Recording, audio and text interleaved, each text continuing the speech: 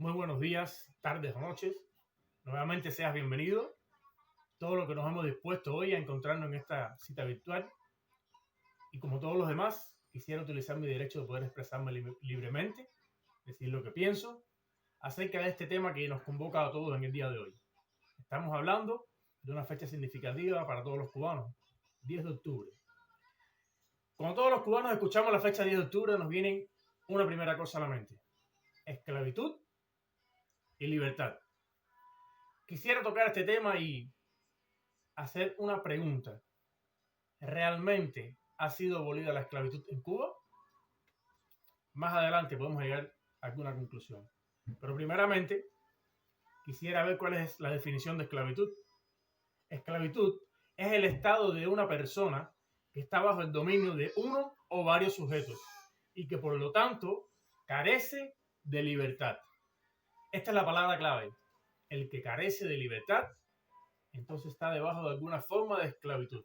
Está sometido a alguna forma de esclavitud. Exceptuando a toda aquella persona que haya sido privado de libertad como un medio de justicia, de hacer pagar por algún delito cometido y de esta forma ser reeducado, podemos llegar a la conclusión que toda persona que sea privado de libertad está debajo del dominio esclavista. Teniendo en cuenta lo antes expuesto, me atrevo a decir que toda la nación cubana está debajo de un régimen esclavista que ha coexistido desde los inicios de la nación cubana.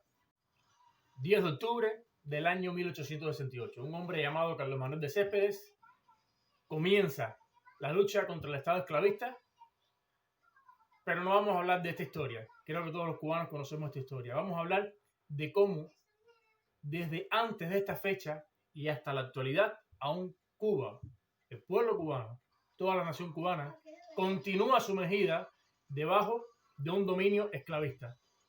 Cuba continuó siendo esclavizada bajo un imperio colonial hasta 1898, cuando España cede el territorio cubano, porque no tenía más remedio, a los Estados Unidos. El Estado no colonial de Cuba, durante varios años y varios gobiernos, continuaba ejerciendo como una nación sumida en la esclavitud.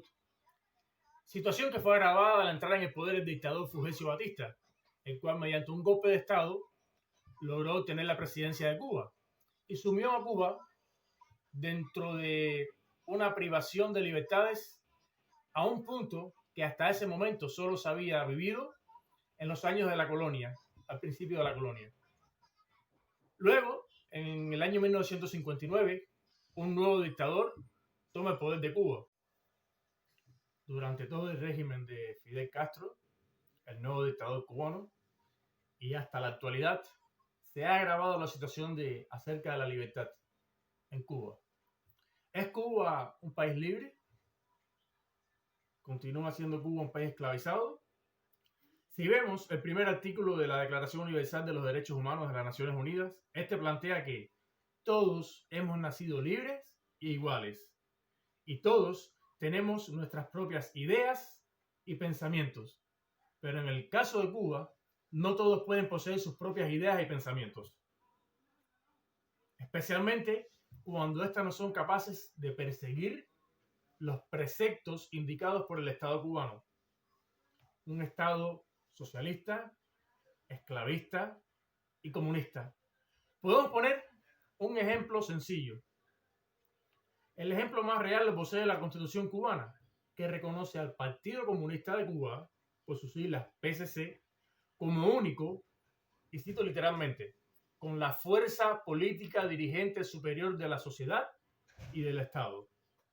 La ley cubana no deja espacio para la libertad.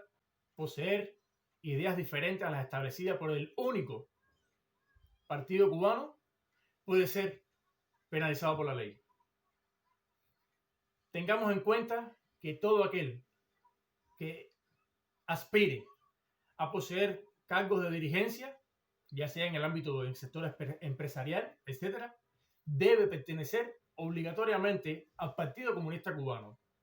Y no solo que debe pertenecer al Partido Comunista Cubano, sino que debe estar en una de las escalas mejores posicionadas del Partido Comunista Cubano. Debe ser miembro cuadro del Partido Comunista Cubano.